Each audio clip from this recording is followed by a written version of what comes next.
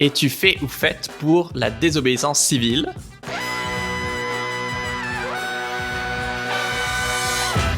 Bienvenue dans Soif de Sens, l'émission des humains qui changent le monde. Chaque semaine, je reçois un invité écolo, comme aujourd'hui, féministe ou solidaire pour t'aider dans ta quête de sens.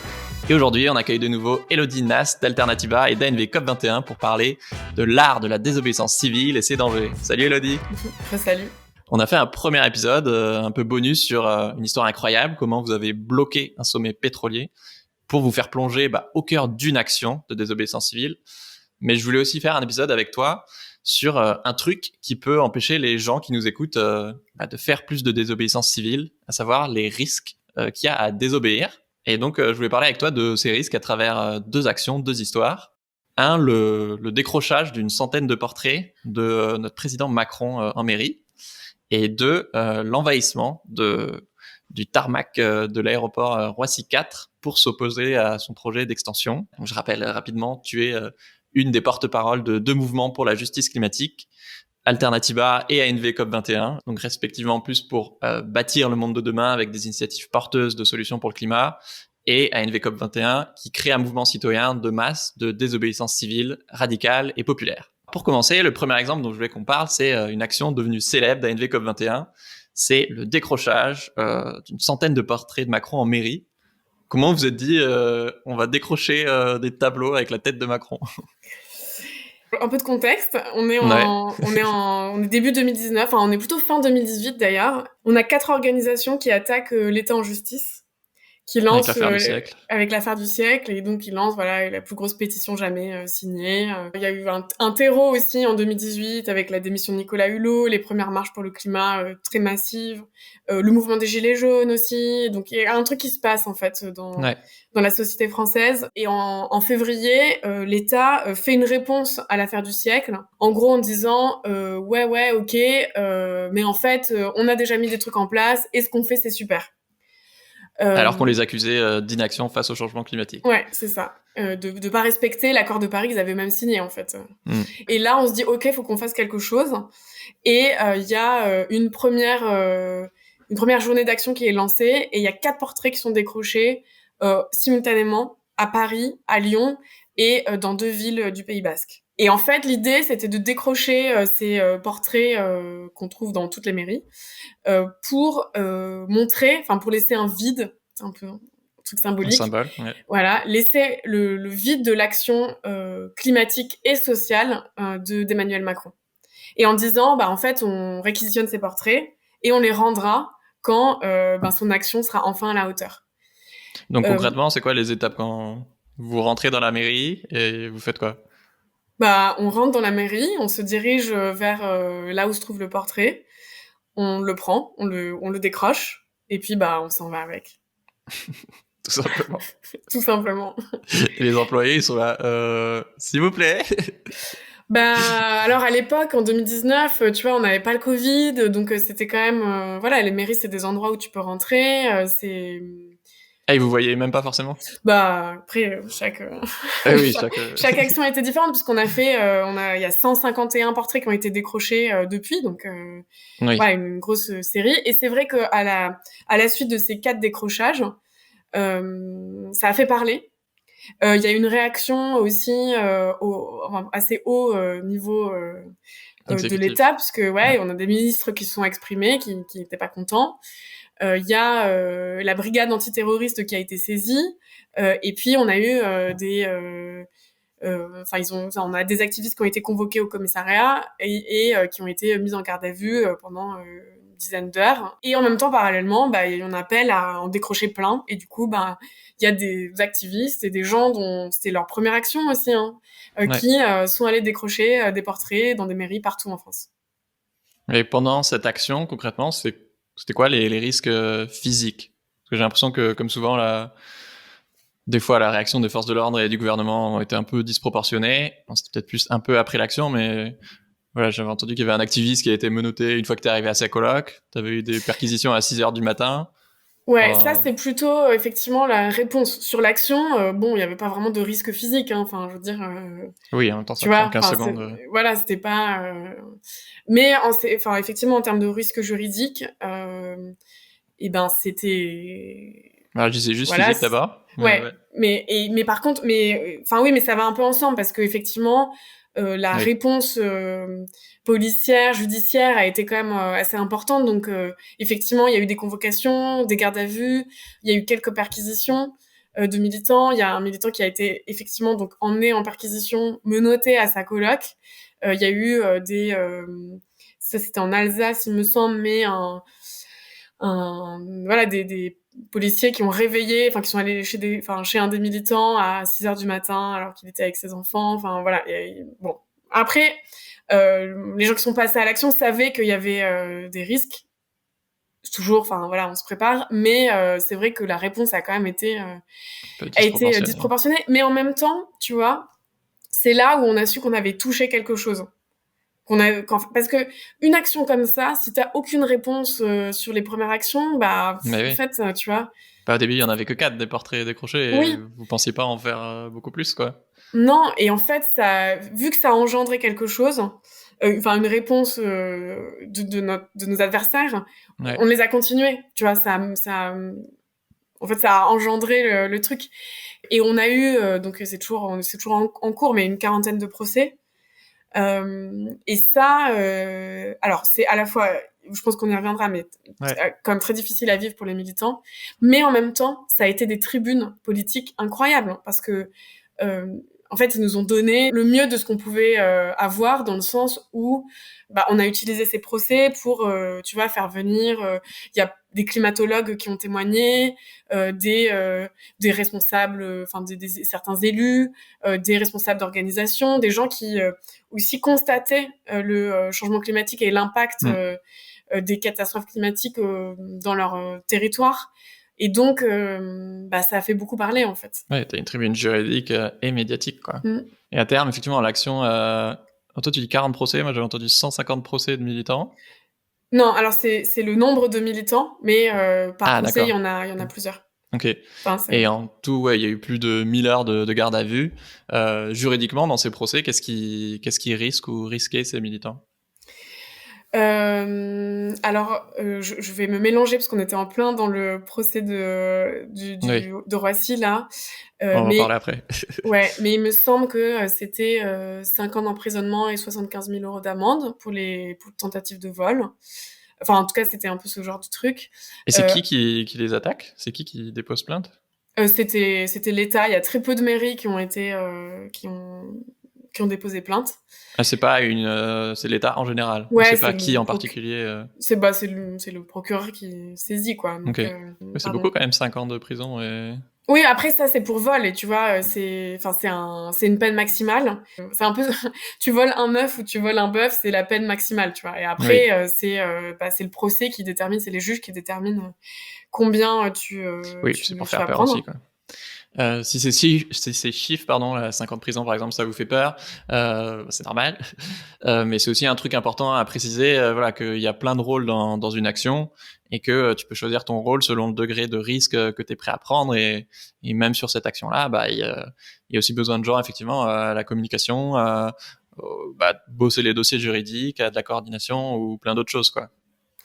Ouais, carrément. Et puis jusqu'à présent, sur les décrochages, les peines les plus hautes, c'était des amendes fermes de 500-600 € d'amende. Donc c'est pas du tout, voilà, enfin c'est pas c'est pas du tout autant que les grosses peines. Après, je pense que on en est pas là, mais tu vois, par exemple, je sais pas si t'as suivi, mais il y a des militants de Extinction Rebellion en Angleterre qui eux ont été condamnés à de la prison ferme. C'est pas du tout c'est pas du tout le même système judiciaire, donc pas non plus.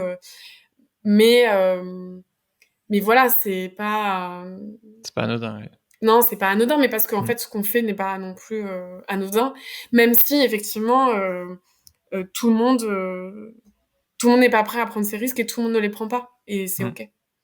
Tu disais que les médias ont vachement bien relayé l'affaire et que c'est à cause de ça ou grâce à ça que vous avez multiplié les décrochages, plutôt parce que l'État justement s'est braqué et du coup ça vous a fait un effet de levier. Est-ce que des fois dans des actions le but c'est justement que l'État vous attaque en justice pour avoir une tribune et potentiellement plus d'impact ? Non, pour l'instant, on n'a jamais fait d'action enfin, le but, c'est pas d'aller en procès. Ouais. C'est hyper dur de mettre des gens dans cette situation, tu vois. Enfin, en fait, on connaît les risques. On sait que on peut se retrouver dans cette situation. Ouais. Et du coup, c'est comment on va l'utiliser à notre avantage. Oui. C'est ça, en fait, la vraie stratégie. Toi, comment est-ce que ton rapport au risque de désobéir, il a évolué ? C'est ce que j'expliquais juste avant sur l'action de Pau, où vraiment je me sentais... Voilà, moi, je voulais pas prendre de risques. C'était ni physique, ni juridique. Vraiment, ça ne m'était jamais venu à l'esprit, tu vois. T'es devenu porte-parole, du coup. Et est-ce que plus tu fais d'actions, plus t'es à l'aise avec ces questions de risque, ou en tout cas, tu vois beaucoup plus les nuances, où t'es plus capable de diagnostiquer ce qui est risqué, ce qui est pas, ce qui est à l'aise avec toi et ce qui l'est pas? Moi, j'ai pas encore, je suis un peu passée dans les mailles du filet, donc je n'ai pas été... je n'ai pas eu de procès, par exemple, sur les décrochages. Okay. Mais j'ai accompagné pas mal des activistes dans leur préparation de procès. Ouais.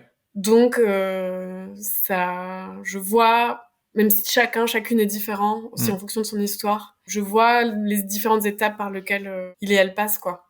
Et il passe par quelles étapes ?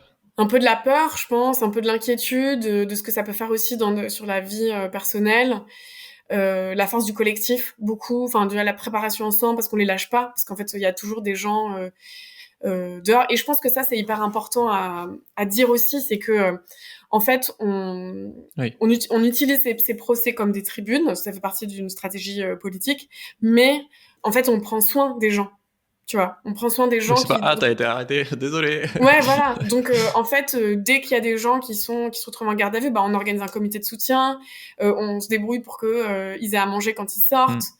Tu vois, que on contacte leurs proches. On organise aussi des temps en fait, qu'ils puissent parler après leur garde à vue pour raconter ce qui s'est passé et d'avoir un temps de ce qu'on appelle de bien-être militant, quoi. Parce que ça peut être traumatisant. Ouais, voilà. Donc en fait, pour que ça puisse, ils puissent sortir.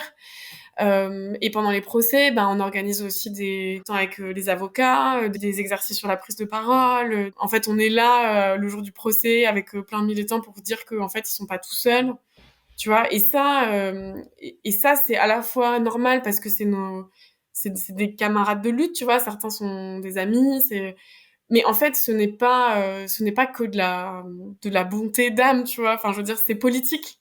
Et le soutien aux gens en garde à vue ou en procès, c'est extrêmement politique et c'est comment une organisation ne lâchera jamais les siens, tu vois, enfin en tout cas les gens, ouais. Et aussi envoie un message aux autres en mode en fait si ça t'arrive, tu seras pas tout seul. Sans toi, je sais pas si c'est en sécurité, mais en tout cas si toi tu veux prendre des risques, on est ton backup. Ouais. Donc moi dans ce cadre-là, je sais que, enfin, je me sens beaucoup plus sereine pour me dire, ouais, je suis prête à prendre des risques, quoi. Ouais. Ok. Et financièrement, par exemple, comment est-ce que vous faites pour payer tous les frais de ces procès, parce que ça doit coûter un bras, quoi. Ouais, en plus, Alternatiba, Action non violente 21, c'est des mouvements citoyens, donc on n'a pas non plus des milliardaires ou beaucoup de pas encore des gens comme ça. Et du coup, on repose quand même beaucoup sur les dons. Et quand on se retrouve dans ce genre de situation, en fait, on fait des appels aux dons pour pouvoir soutenir les activistes qui sont en procès, pouvoir aussi organiser les mobilisations de soutien, etc. quoi. Donc, c'est vraiment important pour qu'on puisse soutenir comme il se doit les activistes. Ça marche. Je vous mets un lien en description avec l'appel aux dons si ça vous intéresse. La deuxième action dont je voudrais parler avec toi, c'est marchons sur les aéroports, ou comment vous avez envahi le tarmac de Roissy pour vous opposer au projet d'extension de l'aéroport et exiger la réduction du trafic aérien. Comment elle est née, cette action ? En fait, c'était un appel national qui a été lancé par Alternatiba à plein de groupes, un peu dans la France entière. Ouais. On était juste avant le deuxième confinement, donc on était vraiment plein dans le Covid. Et il y a eu, on en a beaucoup parlé, il y a eu une baisse forcément avec les fermetures des frontières du trafic aérien. Et en même temps, il y a eu beaucoup d'argent qui ont été donnés aux compagnies aériennes. Oui. pour les sauver de cette situation, sans aucune contrepartie écologique et sociale aussi, parce qu'il y avait des plans de réduction d'emplois. Et c'était le cas avant le Covid. Il y avait dans plusieurs villes de France, à Marseille, à Nantes, à Nice, à Lille, bon, je vais pas me rappeler de toutes, mais à Paris, des projets d'extension d'aéroports. Donc à la fois soit la construction d'un nouveau terminal comme à Roissy, soit des extensions de pistes ou des extensions d'horaires qui, dans tous les cas, auraient permis de faire croître le trafic aérien. Voilà, il y avait plein de groupes locaux qui, en fait, luttaient sur leur propre, enfin contre les projets d'extension. Donc on s'est dit, en fait, c'est le bon moment pour lancer une journée nationale pour faire parler du sujet. Et en ce qui concerne le projet du Terminal 4, on avait été contacté un an avant par un collectif de riverains qui venait de se créer, qui s'appelle le collectif non au T4, et qui nous a sollicité pour organiser en gros il y avait une réunion publique avec le préfet d'Île-de-France et ils voulaient l'interpeller, mais ils avaient jamais fait ça. Donc en gros on a juste été le petit déclencheur qui font que pendant cette réunion publique ils se sont levés, ils ont dit ce qu'ils avaient à dire, ils ont quitté la salle et ça a été suivi par plein d'élus ou de participants de cette réunion. Et après, ils ont décollé. Non, du coup, c'est pas le bon mot, mais tu vois. Ils ont vu plus grand après, du coup. Ouais, et il y a donc cette action a été préparée avec Alternative à Paris, mais aussi le collectif Monté4 et plein d'autres organisations, XR, Youth for Climate qui étaient présents, Greenpeace, il y a plein et aussi des organisations de riverains, l'Advocnar qui lutte contre les nuisances sonores qui sont très importantes proches de l'aéroport de Roissy. Ouais. Des collectifs scientifiques, de salariés du secteur, étudiants, etc. Donc c'était quand même un gros truc. Et concrètement, le jour J, alors, il s'est passé quoi ? Et donc le jour J, alors il y avait 2 trucs en parallèle. Ouais. C'est aussi là les risques différents. Il y avait 350 personnes en tout qui étaient à Roissy. Une partie qui se trouvait dans l'aéroport, donc dans la partie où on va embarquer en fait, et qui du coup il y a eu plein de personnes qui ont pris la parole pour parler pour dire pourquoi ce projet n'était pas était une vraie bombe climatique en fait. Et en même temps il y a une centaine d'activistes qui ont découpé un bout de grillage et qui sont rentrés sur les pistes. Ils se sont postés au pied d'un avion. Et là, c'est un peu les images qu'on a vues justement de ces prises de parole au pied d'un avion en mode en fait ce projet est un non-sens total et on est là pour l'empêcher en fait. Mais c'est aussi facile que ça de rentrer sur un aéroport ou vous avez été hyper malin? Parce que c'est un peu flippant, quoi. Oui, après c'était donc quand même dire que c'était pas les pistes. C'était pas les pistes où décoller les avions, parce que c'est hyper dangereux. C'était une partie avant, une sorte de garage, de parking, ouais. Voilà, on a après on a quand quand même. Pas te révéler non plus. Non, mais il a fallu découper effectivement les grillages et on a été très vite repérés par des gendarmes, les gendarmes de l'aéroport qui étaient présents, quoi. Ok. Et du coup, ils ont réagi comment ? Et du coup, il y a eu un peu un jeu de chat et de la souris sur le tarmac. À courir dans tous les sens. Ouais, voilà, jusqu'à ce que tout le monde se rassemble. Il y a eu ce temps de prise de parole, et puis ils les ont encerclés et ils les ont emmenés en garde à vue. Donc je sais pas, ça a duré 45 minutes, je pense, tout ça. Et ils les ont tous emmenés en garde à vue. Je voudrais apporter un peu de nuance, parce que c'est vrai que la garde à vue, si t'en as jamais fait, ça peut faire peur, quoi. Mais c'est vrai que, comme tu le dis, ça fait partie du jeu et les gens savent les risques qu'ils encourent. C'est clair que c'est un moment désagréable, mais en soi, c'est pas forcément la fin du monde. Et surtout, t'as un casier judiciaire que s'il y a un procès et que t'es condamné, ce qui en soi est très très rare, quoi. Enfin, quand même, je pense qu'il faut pas prendre à la légère parce que ça peut être émotionnellement dur.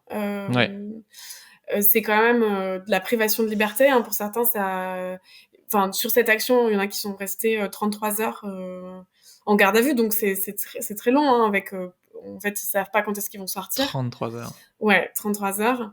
Mais on voit aussi qu'il y a une répression qui grandit face aux militants climat. Donc ça, c'est quand même pas... il faut aussi l'avoir en tête.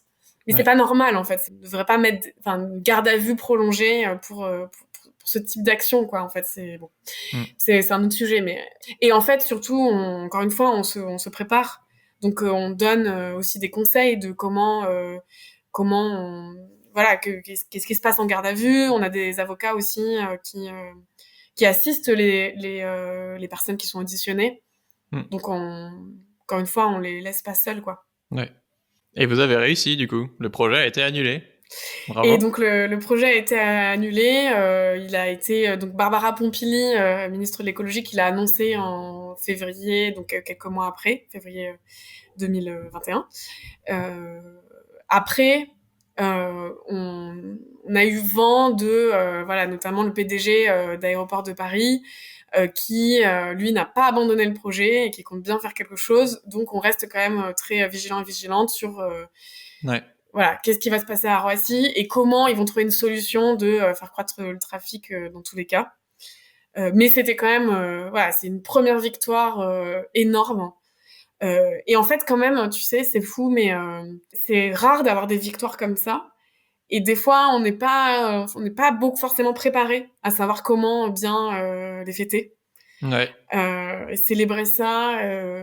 Et ça nous a pris un peu de court. On pensait pas que ça allait...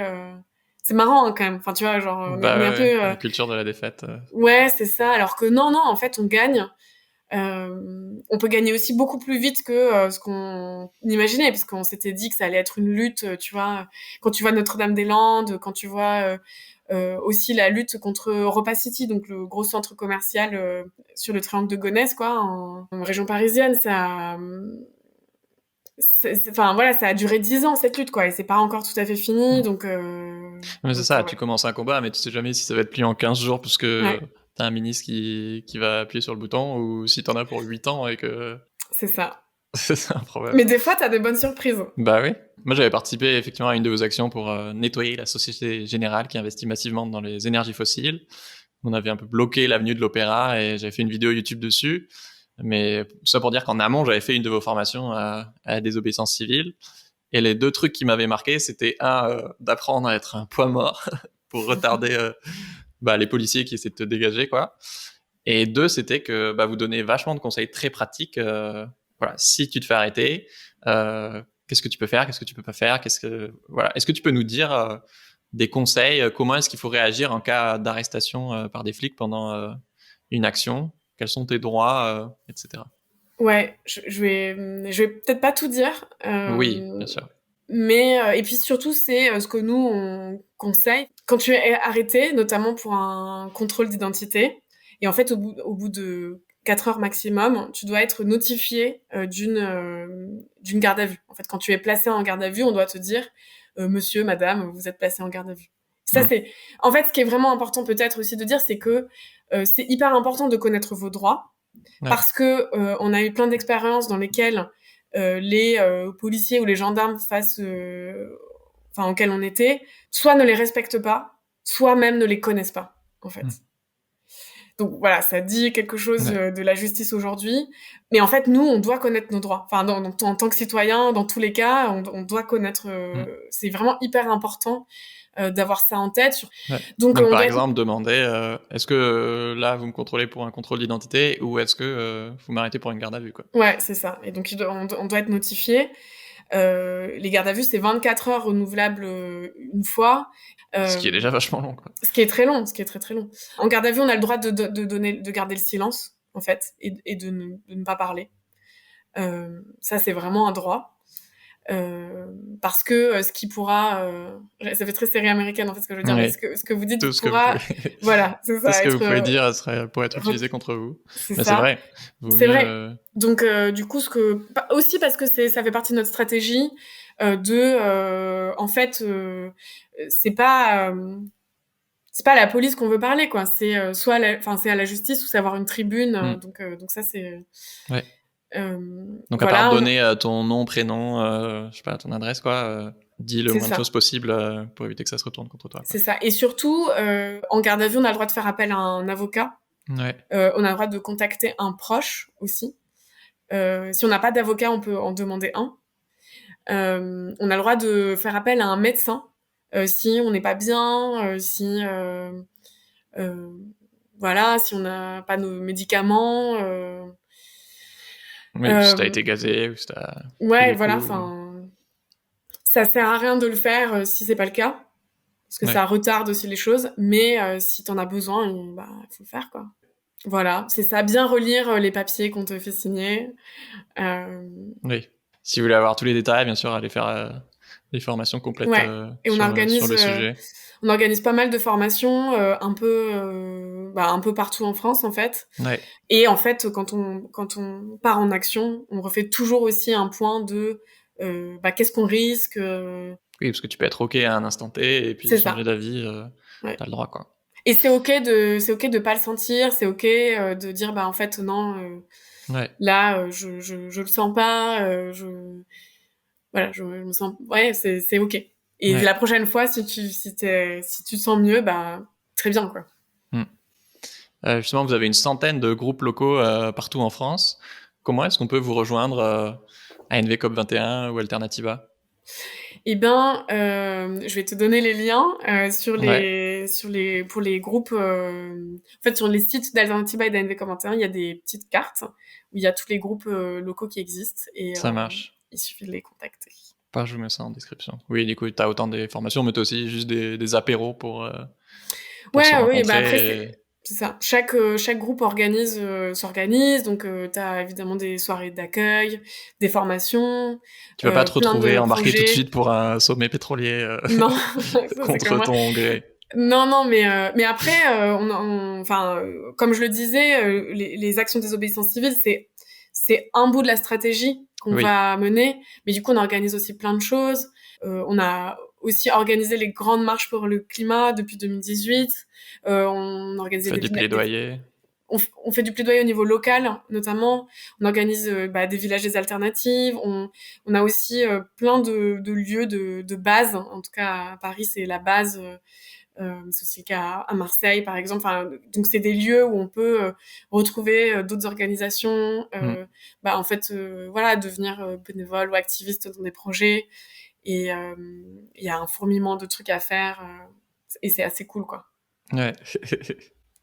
Je voulais aborder aussi le thème de la non-violence. ANV, ça veut dire action non violente. Et c'est vrai qu'on croit parfois que non-violence, ça veut dire bisounours qui veut à tout prix éviter le conflit. Et que, non, enfin, tu le disais dans un autre podcast, tu peux être non-violent et super radical, super déterminé. Et qu'en fait, c'est pas une philosophie, c'est une stratégie, quoi. Quand t'envoies un aéroport, tu vas créer du conflit à court terme dans l'aéroport, mais c'est pour résoudre un plus gros conflit qui est peut-être moins visible, effectivement, de l'impact de l'aviation sur le climat, quoi. Ouais, et puis on a choisi la lutte, la stratégie de lutte non violente parce que c'est aussi, en fait, c'est aussi la préfiguration du monde qu'on veut, tu vois. La société idéale, tu vois. Vraiment le monde dans lequel on aimerait vivre, on veut que ce soit un monde féministe, un monde antiraciste, un monde qui accueille tout le monde, quelle que soit son orientation sexuelle, son genre, son origine, là où il ou elle habite, là où il vit, là d'où elle, d'où il vit, pardon, je vais m'embrouiller, là d'où il ou elle vient, tu vois. Et ouais, sur des valeurs de justice, de dignité. Et en fait, tout ça, ça ne peut pas se faire dans la violence. Donc ça, c'est une des raisons pour lesquelles on a adopté cette stratégie-là, mais aussi parce que faut quand même être lucide sur le fait que, en fait, nos adversaires, qu'ils soient dans le champ économique ou politique, ont le monopole des armes, ont le monopole de la violence. Et en fait, on ne pourra pas les battre sur ce terrain-là. Mm. C'est pas possible. Enfin, en fait, ce qu'on risque, c'est nous de subir de la violence. Après, ça veut pas dire que dans la non-violence, quand on est non-violent, on ne subit pas de violence. Ça, ce n'est pas vrai. Mais en tout cas, on ne pourra pas gagner avec de la violence. Ouais. Ça, c'est Oui, notre vision. Euh, Après, il y a d'autres personnes ou d'autres groupes qui en ont d'autres et ça, c'est libre à ça chacun, crée quoi. du débat. Mm. Et justement, je réalisais en préparant l'interview que c'est marrant de voir à quel point on croit tous qu'on est d'accord sur qu'est-ce qui est violent et qu'est-ce qui l'est Mhm. pas, alors que, enfin, pas du tout, quoi. C'est ultra subjectif comme concept et on met pas du tout la frontière au même endroit. Bah, c'est clair que selon ton histoire, en fait, selon ta trajectoire, on n'a pas la même perception de la violence. Et c'est pour ça que nous, et du coup de ce qui est non violent aussi, hein, parce que nous, à Pau, tu vois, donc on en parlait dans l'épisode précédent, on nous a dit que c'était très violent et on voit des images qui peuvent être violentes, je pense. Donc en fait, c'est pour ça qu'on a des critères de non-violence qui permettent de poser le truc, tu vois. Genre, il n'y a pas de subjectivité, en fait, c'est ça nos critères de non-violence, c'est comme ça qu'on définit la non-violence. Donc par exemple, c'est... Et du coup, c'est pas d'agression physique envers les personnes, pas d'agression verbale, pas d'agression psychologique, donc enfin non verbale quoi. Ouais.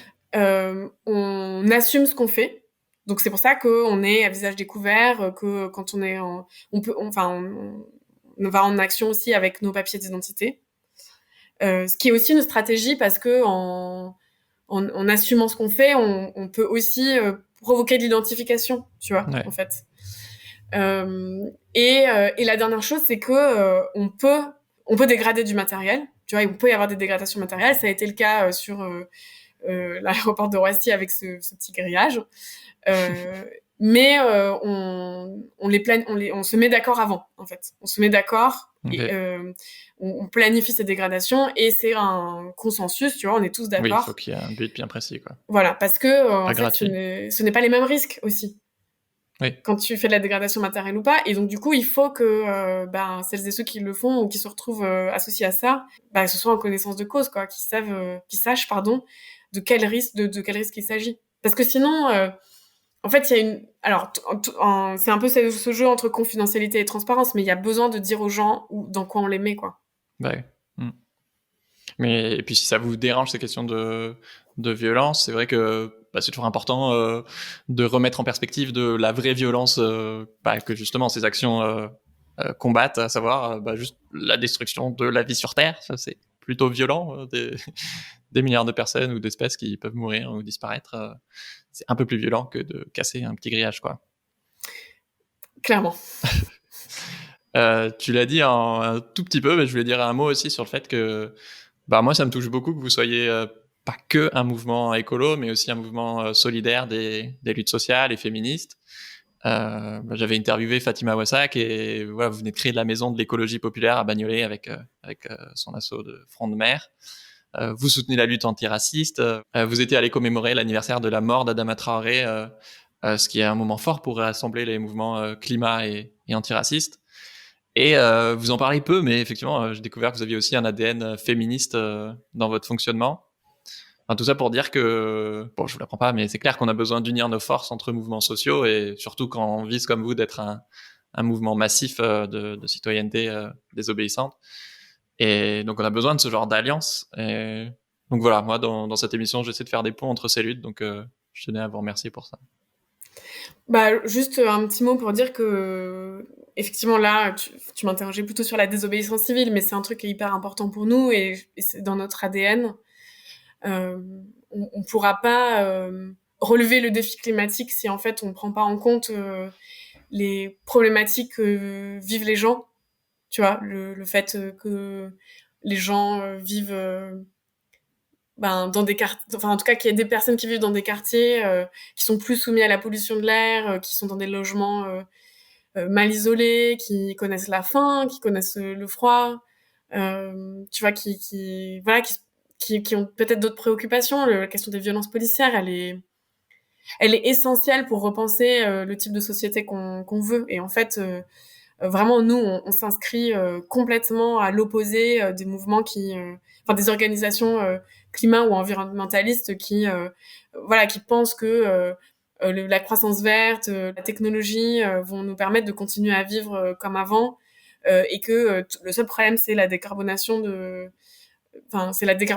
parce que nous on pense que malgré tout peut-être que la crise climatique c'est aussi une opportunité de vie en même temps plus le temps passe et moins on peut dire ça mais de repenser notre modèle de société quoi et vraiment dans ce cas emblématique et dans ce qu'a porté le comité Adama, on pouvait pas rester sans rien faire en fait parce que c'est Alors, il y a eu cette marche de 2020, mais enfin dont on a beaucoup parlé, mais il y a eu des choses avant qui étaient moins visibles. C'est vrai que lors de la marche du siècle, donc c'était le 16 mars 2019, à la fin de cette grande manifestation à Paris, il y a à la fois François Boulot et Priscilla Lidowski qui avaient pris la parole pour les Gilets jaunes, mais on avait aussi invité déjà Assa Traoré et Ramata Dieng, qui sont vraiment une figure de lutte contre les violences policières et voilà, enfin, en tout cas, ça fait partie de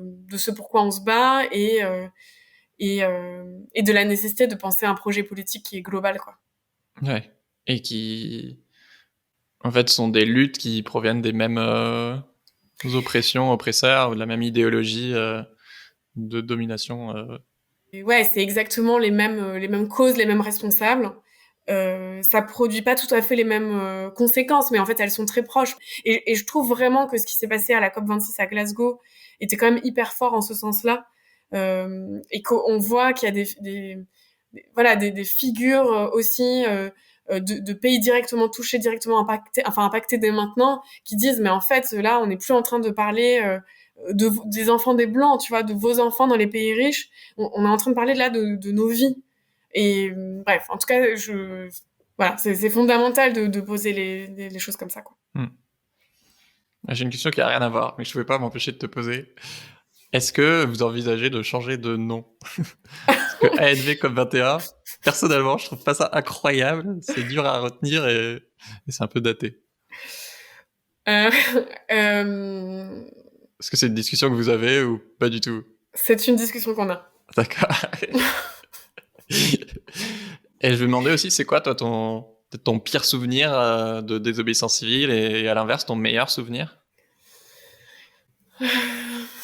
Attends, parce que du coup je vais pas. Il y a que des bons souvenirs. Mais non, mais il y a quand même beaucoup de bons souvenirs. Enfin, en tout cas, il y a beaucoup de souvenirs cocasses aussi. Ouais, tu penses à quoi? Je pense, parce que je vais pas reparler de Pau, mais quelque chose aussi, un moment où je me suis dit, c'est vraiment là où je veux être, mais c'était quand même très cocasse. En 2000, c'était toujours en 2016, ouais, c'était en septembre 2016. Donc Engie était en train de il y avait un projet pour financer des centrales à charbon en Australie. Ok. Et en fait, là, on se retrouve à faire une action où on entre dans le siège de Engie à la Défense, Ouais. dans leur hall d'entrée, quoi.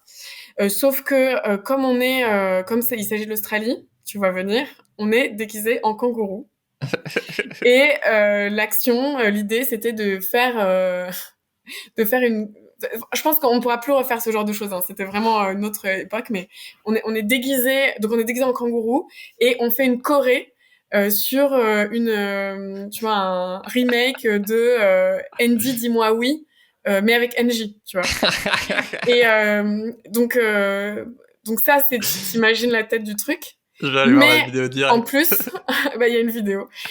En plus, donc ça c'était avec les Amis de la Terre. Enfin, je précise quand même, c'est les Amis de la Terre qui organisaient ça. Ouais, qui organisaient ça et qui avaient cette campagne. Et en fait, à ce moment-là, il fait 30 degrés, voire 34 degrés, je sais pas, mais vous êtes tellement chaud. Alors sous les costumes. Voilà, on est sous des costumes un peu en moumoute. Et pour se déplacer, on nous a emmenés dans une camionnette, tu vois, on était à l'arrière d'une camionnette. Donc on était, je sais pas, 30 kangourous à l'arrière d'une camionnette sans fenêtre, sans tu vois, franchement, je me suis dit, mais comment, pourquoi, tu vois. Voilà. Et ça a marché du coup? L'action a fonctionné, hein, on a fait notre petite choré, tout ça. Le projet, ça a été un peu plus complexe. Mais en fait, j'ai beaucoup d'anecdotes à raconter. Si c'est que des positifs, ça marche aussi. Ah, mais enfin, ouais, il y a eu un truc assez cocasse aussi. Allez, je raconte ça. On a fait beaucoup de décrochages de portraits, genre vraiment beaucoup. Hein. Et un beau décrochage qu'on a fait à Paris, c'était dans la mairie du 20e, 19e ou 20e. C'est pas très important. Ouais, et en fait, un grand hall, vraiment, il était très beau, et le portrait était dans le hall, et c'était le jour de la grève des jeunes mondiale, donc on a emmené une centaine de jeunes pour ce décrochage. Sauf qu'au moment d'arriver, on voit que le portrait est vissé au mur, tu vois. Ils avaient prévu le coup. Et on n'avait pas du tout prévu le coup. Mais eux l'avaient prévu. Oui, peut-être, je ne sais pas. Ou Mais... peut-être c'était une Et du coup, coïncidence. t'imagines, on est dans la mairie, il y a une centaine de jeunes qui sont en train de chanter, machin, il y a plein de médias. Et on est là, putain, en fait, on peut pas le décrocher. Quelqu'un a une perceuse, des visseuses?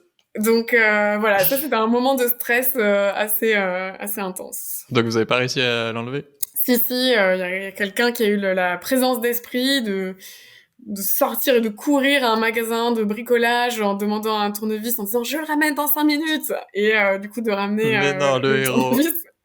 Et voilà, on a réussi à le décrocher. Mais du coup, il y avait un peu ce truc de bon, c'est quand que vous le décrochez? Ah mais attends, il est vissé. Tu vois. Voilà. Énorme.